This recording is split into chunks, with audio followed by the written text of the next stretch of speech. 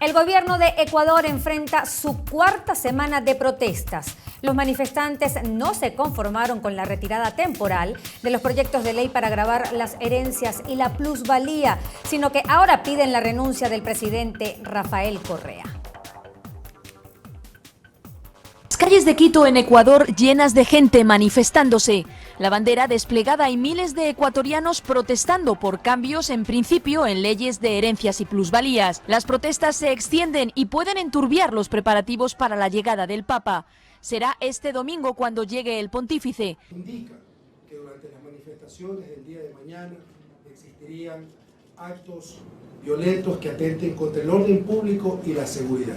El gobierno de Rafael Correa está preocupado por la falta de diálogo nacional a solo unos días de que el Papa Bergoglio aterrice en Quito. Si no se logra tomar el poder, crear caos nacional para que el Papa decida no venir al país. Hasta la Iglesia ha hecho un llamamiento para que los ánimos de protesta se calmen.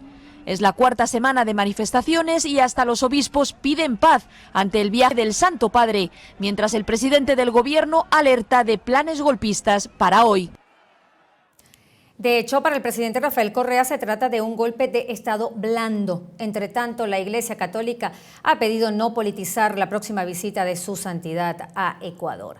Para ampliar la información hacemos contacto vía Skype con Daniel Solórzano. Él es editor de política del diario Expreso de Guayaquil. Daniel, buenos días para ti. Gracias por acompañarnos en Noticias en Vivo.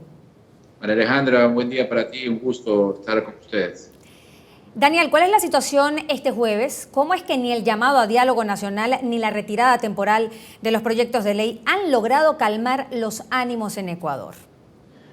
Es una situación bastante compleja, María Alejandra. Primero porque yo creo que hay una situación de cansancio, de hastío político respecto a una forma de gobierno que viene ya de 8 años y que evidentemente ha generado un cansancio social, digo yo, un cansancio en diversos sectores de la sociedad que entiende que es el momento quizás más débil del gobierno o quizás el momento donde el gobierno se siente más vulnerable para presionar, exigir, y como tú lo has dicho o lo ha dicho bien el reportaje, inclusive exigir la renuncia del presidente. Bien, el gobierno ecuatoriano ha descalificado las 3 movilizaciones que están previstas para el día de hoy en Ecuador. ¿Cómo van precisamente esas marchas que se van a realizar este jueves?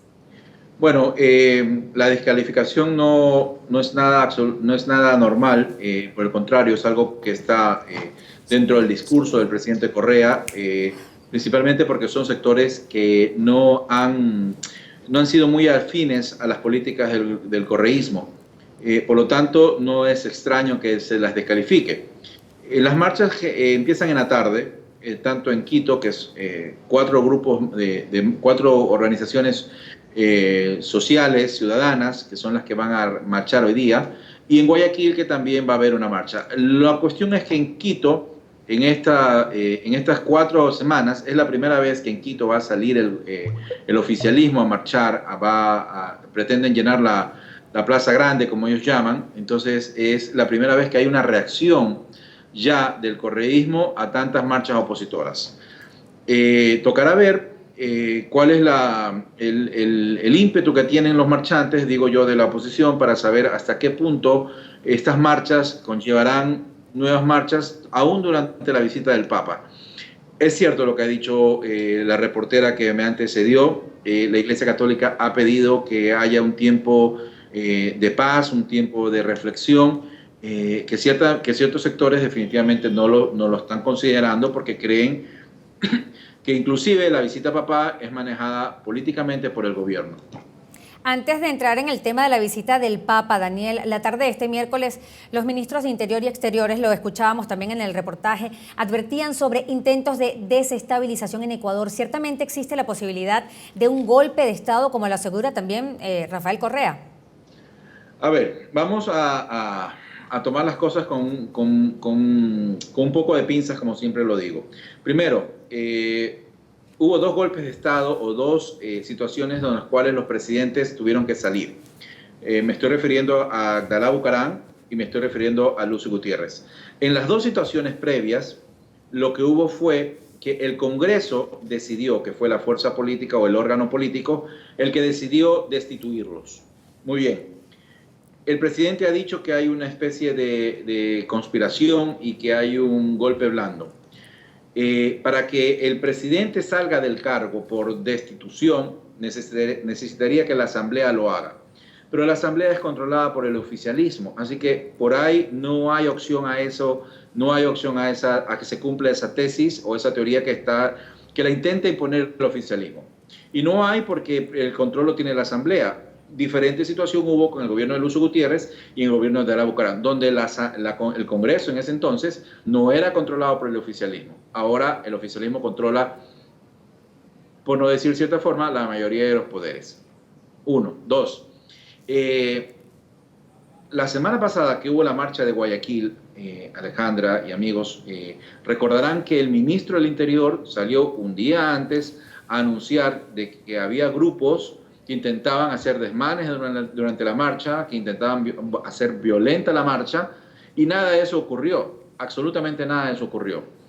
Ahora, el ministro ayer ha salido nuevamente a decir que hay un proceso de conspiración, que hay un proceso de golpe, y resulta ser que señala a un responsable, a un asambleísta, y a un asambleísta de la bancada de Creo, que ciertamente, Alejandra, no tiene pues una estructura como para crear un golpe de Estado. O sea, digo yo, es un discurso del oficialismo que intenta establecer su tesis de que se está manejando una conspiración, de que se está manejando un golpe blando, pero cuando te das cuenta de los hechos, ves lo factual, te das cuenta de que no hay por dónde, o sea, no hay por dónde.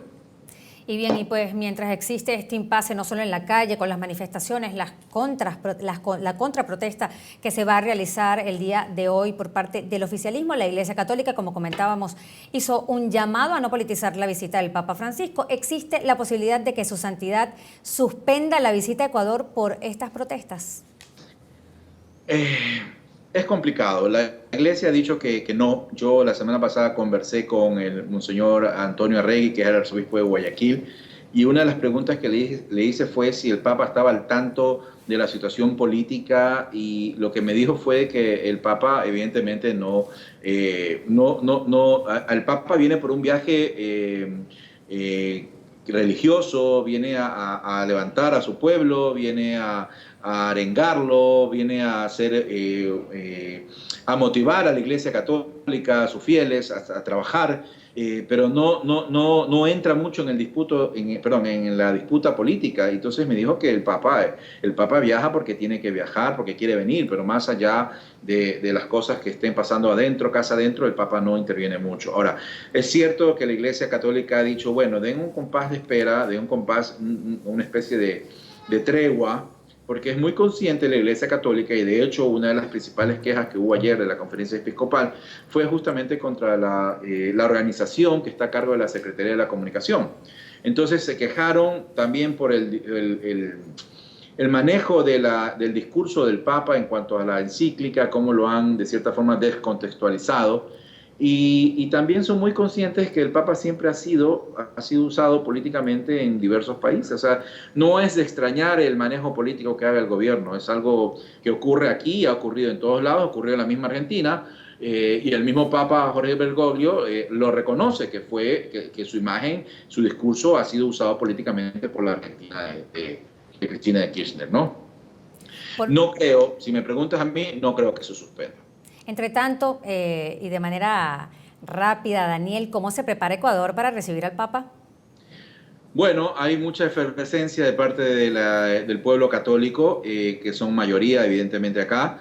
Hay una expectativa muy grande. La última vez, bueno, la única vez que hemos tenido un Papa fue la visita de Juan Pablo II. Yo recuerdo, si me vas a permitir una cosa muy personal acá, lo recuerdo que lo viví cuando estaba de niño todavía, pasaba por unas avenidas principales de Guayaquil, y ese tipo de manifestaciones o ese tipo de visitas tan ilustres no se dan mucho en así que creo que hay una expectativa muy grande, no solo del pueblo católico, sino también en general de la sociedad, porque viene un jerarca de una iglesia que es muy importante, viene una figura mundialmente reconocida, que tiene un mensaje de paz, de solidaridad con los más pobres, etcétera, etcétera, y creo que genera bastante expectativa. Creo que va a haber mucha gente en las calles, en los lugares donde van a hacer las misas, tanto en Quito como en Guayaquil, que van a estar pendientes de verlo, de poder verlo siquiera, simplemente al paso.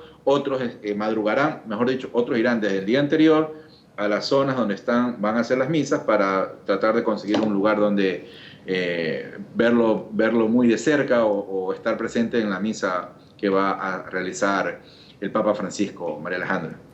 Muchísimas gracias al periodista Daniel Solórzano del diario Expreso de Guayaquil por atendernos en Noticias en Vivo para hablarnos de las protestas pues, que aún se mantienen en Ecuador a tan solo 3 días de la llegada del Papa Francisco.